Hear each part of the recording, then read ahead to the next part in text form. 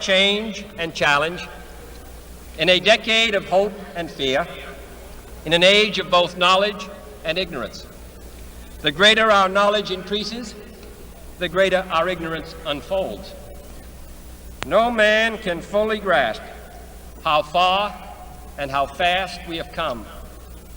But condense, if you will, the 50,000 years of man's recorded history in a time span of but a half a century. Stated in these terms, we know very little about the first 40 years, except at the end of them, advanced man had learned to use the skins of animals to cover them. Then about 10 years ago, under this standard, man emerged from his caves to construct other kinds of shelter. Only 5 years ago, man learned to write and use a cart with wheels. Christianity began less than 2 years ago. The printing press came this year. And then less than 2 months ago, during this whole 50-year span of human history, the steam engine provided a new source of power. Newton explored the meaning of gravity. Last month, electric lights and telephones and automobiles and airplanes became available. Only last week did we develop penicillin and television and nuclear power. This is a breathtaking pace, and such a pace cannot help but create new ills as it dispels old. So it is not surprising that some would have us stay where we are a little longer, to rest, to wait.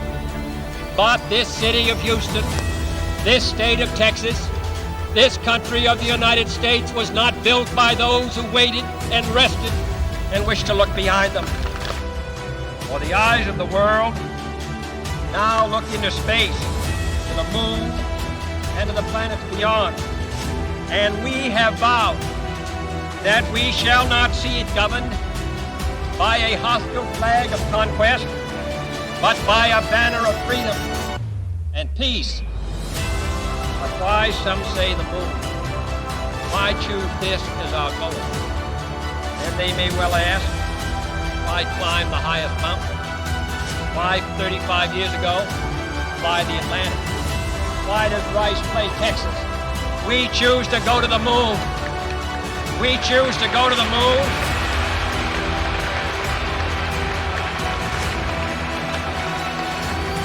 We choose to go to the moon in this decade and do the other things, not because they are easy, but because they are hard. Because that goal will serve to organize and measure the best of our energies and skills. Because that challenge is one that we're willing to accept, one we are unwilling to postpone, and one we intend to win, and the others too.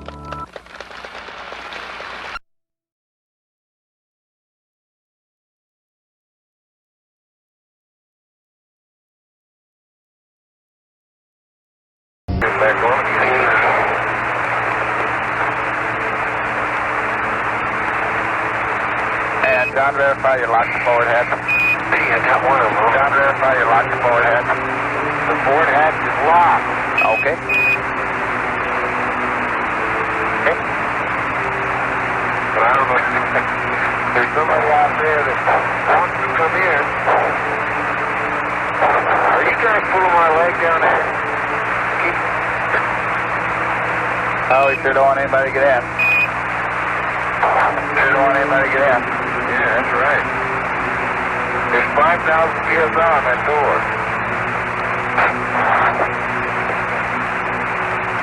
At least.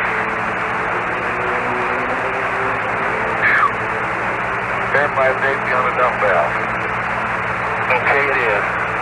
The one up top it is? No, I didn't get that one. So I'm looking at one down below.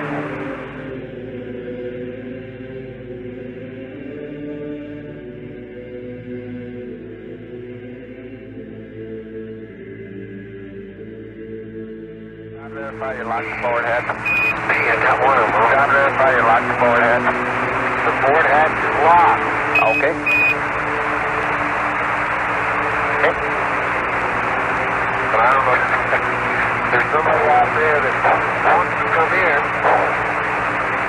Are you trying to pull my leg down there? Oh, we sure don't want anybody to get in. Sure don't want anybody to get in. Yeah, that's right. There's 5,000 PSI on that door. At least.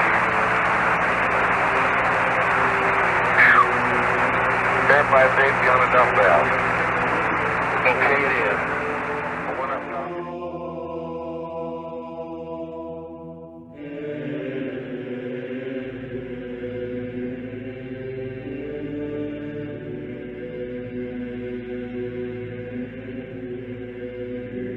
Verify your lock the forward hatch. B, I got one of them. John, verify your lock the forward hatch. The forward hatch is locked. Okay. Okay. But I don't know. There's somebody out there that wants to come in. Are you trying to pull my leg down there? Oh, we sure don't want anybody to get in. Sure don't want anybody to get in. Yeah, that's right. There's 5,000 PSI on that door. At least.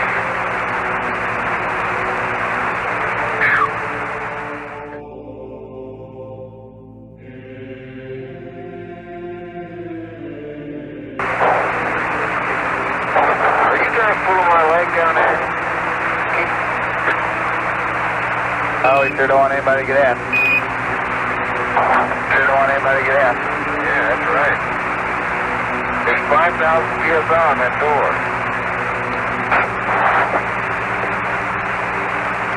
At least. John, verify your lock the forward hatch. B, I got one of them. John, verify your lock the forward hatch. The forward hatch is locked. Okay. Okay. But I don't know. There's somebody out there that wants to come in.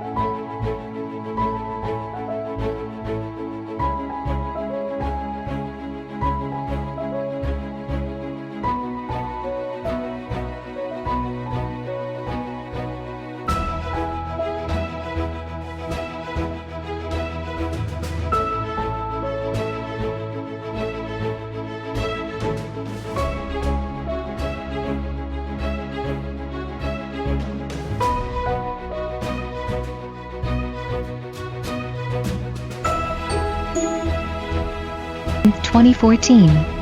The live camera feed of the International Space Station, ISS, showed what appeared to be a strange yellow elliptical object docked with the hull of the ISS.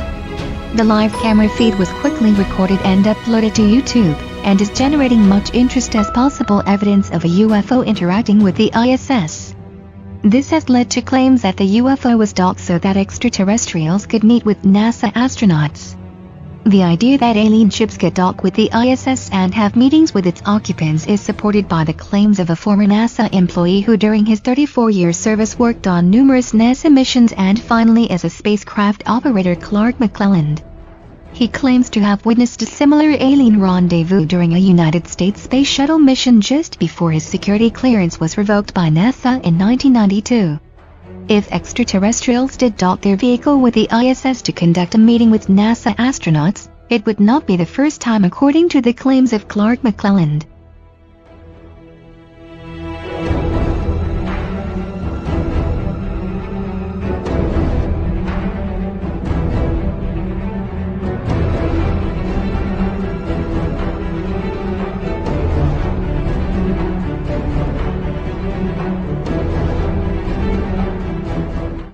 Remarkable testimony has emerged from a former NASA employee who claims to have witnessed a 9-foot-tall extraterrestrial humanoid during a routine space shuttle mission.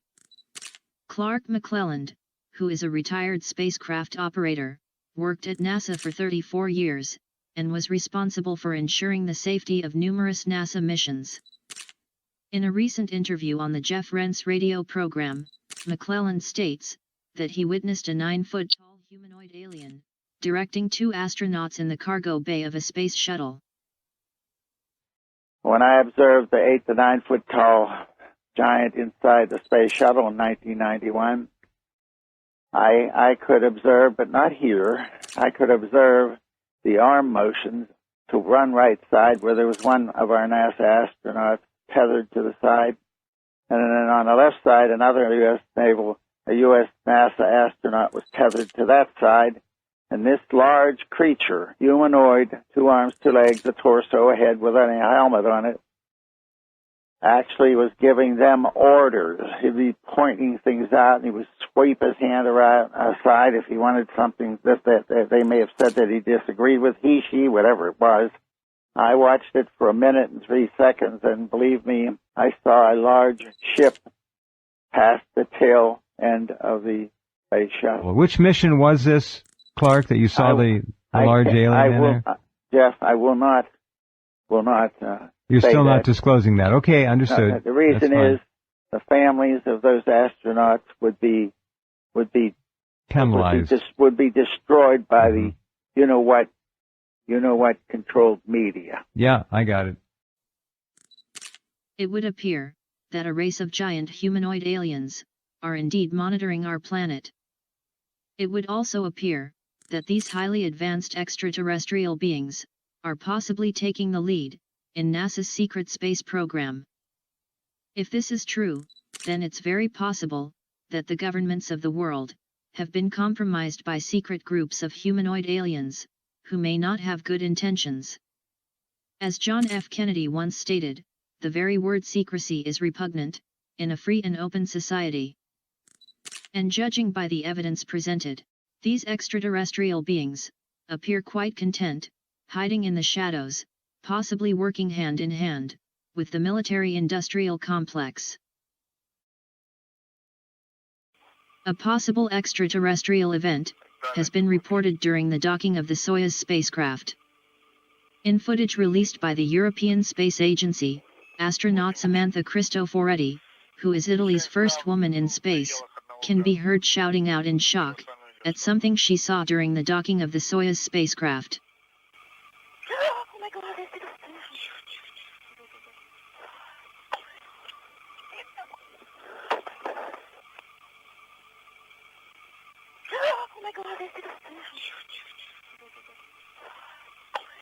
Miss Cristoforetti, who cried out my God, was quickly reprimanded by a fellow astronaut, who told her to remain calm, 3 times.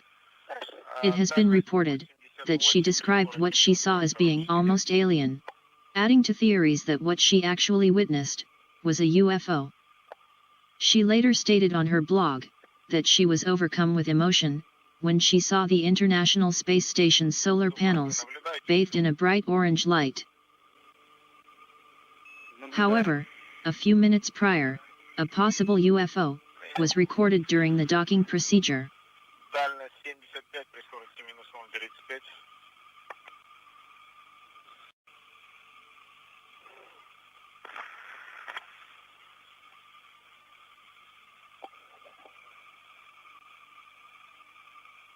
Is it reasonable to assume that Miss Cristoforetti actually witnessed an extraterrestrial spacecraft, possibly lighting up the solar panels as it passed the International Space Station? Oh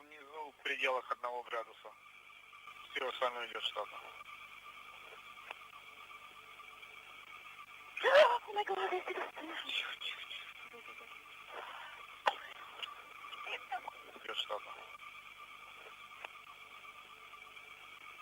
oh my God,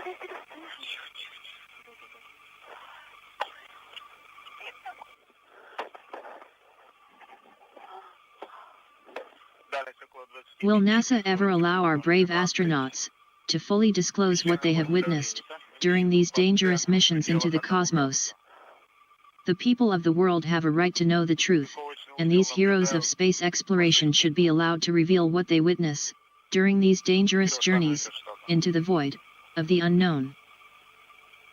Remarkable footage has emerged of a possible UFO in close proximity to the International Space Station. The footage, which was recorded during a recent NASA mission, appears to show a massive hexagon-shaped UFO very close to the station's remote manipulator system. Chuck, there's a button below that has a lightning bolt. Actually, press that first. I don't think it has any consequence. I think it's a toggle, but just wanted to confirm. Due to the defined shape of the object, and that it's clearly behind the station's RMS boom, we can assume it's not an image artifact or light anomaly. Monitor one if you want in. Thanks. And we have the image on monitor 2. As you can see, the object appears to be slowly moving towards the space station. This could indicate that the UFO was under intelligent control and was possibly attempting to dock with the ISS. Seasoned UFO researchers have theorized that many of these mysterious flying objects, which have been caught in official NASA footage, are in fact highly advanced space vehicles, manufactured right here, on Earth. If this is true, and there is a secret space program, then we must ask, where this highly advanced technology originated from. At this point in time, and with very limited information, we can only speculate if this object is indeed extraterrestrial in origin. But with compelling evidence like this, and the abundance of anomalies contained within the NASA archives, we can clearly state that man is not alone in the vast universe.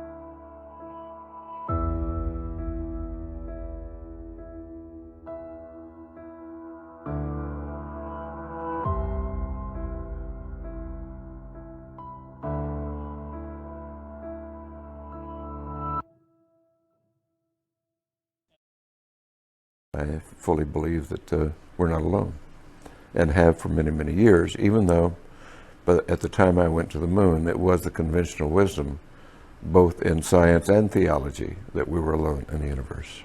We're just barely out of the trees, even though we think we're rather sophisticated. But I do like to tell the story